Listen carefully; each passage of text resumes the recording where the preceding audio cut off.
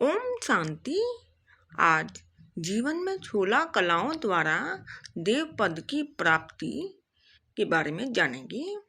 इस पिक्चर में जो छोला कला दिखाई है, यह कला अलग अलग पिक्चर से रिलेटेड दिखाई है। ये जो कला है, ये ब्रह्मा बाबा ने अपने जीवन में अपनाई थी। उस कला को अपने जीवन में अपनाकर ब्रह्मा बाप को फॉलो करना है। इस कला को धारण करने से सतयुग में देव पद की प्राप्ति होगी। पहला है निश्चिंत रहने की कला। निश्चिंत रहने की कला में जो पिक्चर में दिखाया है कि सागर में शेष शैया पर विष्णु जी आराम कर रहे हैं, ये निश्चिंत रहने की कला है। और साथ में ब्रह्मा को दिखाया है, इसका अर्थ है ब्रह्मा छो विष्णु, विष्णु छो ब्रह्मा, अर्थात ब्रह्मा ही विष्णु बनते हैं और विष्णु ही लास्ट जन्म में आकर ब्रह्मा बनते हैं। जैसे ब्रह्मा बाबा अपने जीवन में निश्चिंत रहे, ऐसे हमें भी उन्हें फॉलो करना है। उन्होंने यह अपनाया, सदा यही समझो कि हुक्मी हुक्म चला रहा है, करण करावनहार एक बाप है। ये सब एक्टर हैं, सबका ड्रामा में पार्ट है। इस ड्रामा में सब अपना अपना रोल प्ले कर रहे हैं, हम तो बस निमित्त हैं। बीती बातों का चिंतन नहीं करना, उसे बाप को दे देना है और स्वयं निश्चिंत रहें, संतुष्ट रहें। ये कर्मों का हिसाब किताब था। नेक्स्ट है जमाने की कला। जैसे ब्रह्मा बाबा के सामने कोई बच्चा अपनी बात सुनाने के लिए जाता था, तो बाबा उसको सागर की तरह संभाल लेते थे, दूसरों को नहीं सुनाते थे। इससे सभी खुले मन से अपनी बात बाबा को सुना देते थे। ऐसे हमें भी उन्हें फॉलो करना है। कोई भी बात हो, उन्हें अपने अंदर समा लेना है।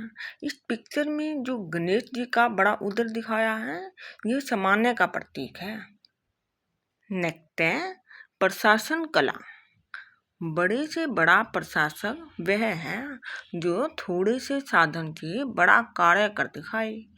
बाबा कहते थे कि कार्य शुरू करो, साधन स्वतः जुटते जाएंगे। बाबा का प्रशासन ऐसा उत्तम रहा जो यहाँ सभी स्वयं कार्य मांगते हैं, क्योंकि यहाँ कार्य को सेवा और सेवा को भविष्य प्राप्ति के आधार के रूप में देखते हैं। इस प्रशासन में कोई छुट्टी नहीं, डेली पढ़ाई नियमित समय पर होती है। आगे है व्यर्थ को समर्थ बनाने की कला। जैसे लोग व्यर्थ लोहे को सोने को गलाकर नया रूप दे देते हैं, वैसे ही बाबा पुराने संस्कार, पुरानी आदतों को समाप्त कराकर अच्छी आदतें बना देते थे।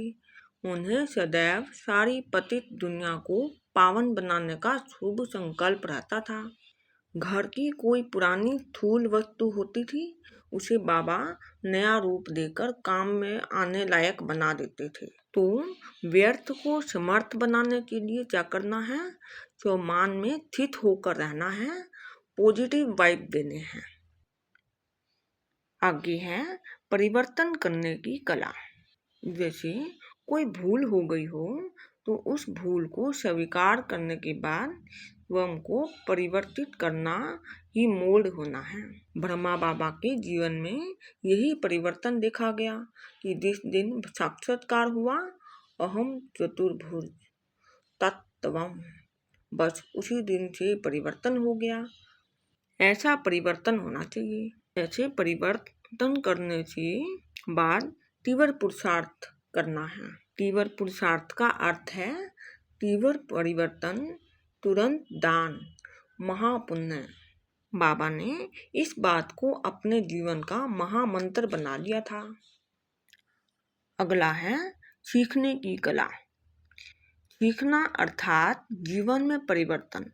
ब्रह्मा बाबा इतनी आयु होने के बावजूद भी सदा यही समझते कि मैं विद्यार्थी हूँ। इसी मनोवृत्ति ने उनको उच्चता के शिखर पर पहुंचा दिया। सीखने के लिए जिज्ञासा चाहिए, बाबा पढ़ाई के महत्व को बताते हुए कहते कि बच्चे, जिसको मुरली से प्यार है माना मुरलीधर से प्यार है, इसलिए मुरली पढ़ाई कभी नहीं छोड़ो। इसी तरह बाबा बूढ़ों को भी जब बच्चे बच्चे कहते तो उनमें पढ़ाई के प्रति तर्कता आ जाती थी। आगे है नेतृत्व कला। नेता का कार्य होता है जन समुदाय को जागृत करके आगे बढ़ाना। बाबा ने ऐसा काम किया जो हर एक पुरुषार्थी लीडर या टीचर बन गया। बाबा सभी को उनकी विशेषता के अनुसार व्यस्त कर देते थे। बुद्धि जब रचनात्मक कार्य में लग जाती थी तो संहारात्मक कार्य समाप्त हो जाते हैं। जैसे पत्थर पानी की लहरों से कूदने योग्य हो जाता है, वैसे ही वहाँ दूसरों की सेवा करते करते लायक बन जाते हैं। हर एक को बाबा ने उनकी योग्यता व रुचि अनुसार काम देकर आगे बढ़ा दिया था। ऐसे हमें भी इन्हें फॉलो करना है। आगे है अपना बनाने की कला। बाबा बच्चों की महिमा करके उनमें इतना आत्मविश्वास पैदा कर देते थे कि उनके गुणों का विकास होने लगता था तथा वह कमाल करके दिखाते थे। बाबा निराश आत्माओं में भी आशा उत्पन्न कर देते थे। वह सभी का दिल ऐसे जीत लेते कि उनकी बाबा से दूर रहने या जाने की इच्छा ही नहीं होती थी। बाबा से मिलकर सब बहुत ही हल्का महसूस करते थे। आगे है मधुर बोलने की कला। कहावत है ना कि जुबान ही मनुष्य को तख्त दिलाती है। मीठा बोल के मनुष्य अनेक विकट परिस्थितियों को पार कर जाता है। आत्म अभिमानी स्थिति से मनुष्य के मुख से स्वतः ही बोल मीठे निकलते हैं। तो हमें आत्म अभिमानी स्थिति में रहना है, दूसरों के साथ मीठे बोल बोलने हैं। आगे है हास्य कला। ज्ञान के बीच बीच में बाबा हंसाते बहलाते भी थे। ज्ञान के अनेक गुण राज्यों को बाबा हंसी हंसी में बहुत सहज कर स्पष्ट कर दिया करते थे। प्रतिकूल परिस्थितियों को भी बाबा ने बहुत खुशी खुशी से पार किया। बाबा बच्चों को खूब हंसाते बहलाते रहते थे। वे कहते थे, सदा फूलों की तरह मुस्कुराते रहो। आगे है आगे बढ़ने की कला। जीवन में लक्ष्य सदा महान हो और उस लक्ष्य को पाने के लिए सदा पुरुषार्थी रहें। चाहे जितनी भी परीक्षाएं आएं, फिर भी सदा आगे बढ़ते रहें। हमारा आगे बढ़ना दूसरों के लिए भी प्रेरणा का स्रोत बन जाता है। अगला है पालना करने की कला।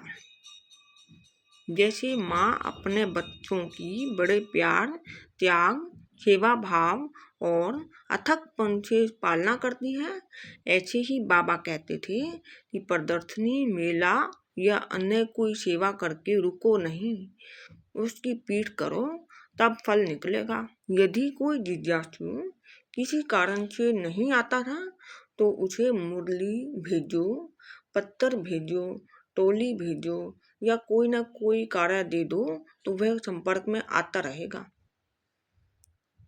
ऐसे हमें भी करना है।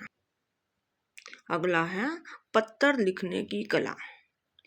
बाबा के पत्र जीवन में उत्साह पैदा करने वाले होते थे।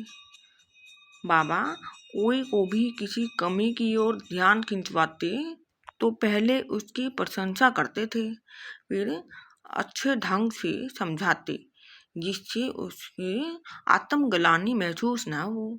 बाबा के पत्रों को बार बार पढ़ने की इच्छा होती थी। बाबा पत्रों से ही अपना बना लेते थे। पत्र पढ़कर ही आत्मा न्यौछावर हो जाती थी। अगला है पढ़ाने की कला। आदि पिता ब्रह्मा बाबा अपनी चलन, स्नेहमयी रूहानी दृष्टि, वृत्ति, वे व्यवहार से सबको अपनत्व का पाठ पढ़ाते थे। पढ़ाई की कला का सार है प्रेम पूर्वक व्यवहार। बाबा ऐसे पढ़ाते जो लगता था कि एक ही विषय पढ़ा रहे हैं और कहानी के तौर पर पढ़ा रहे हैं। विद्यार्थी और शिक्षक के बीच घनिष्ठता होती थी।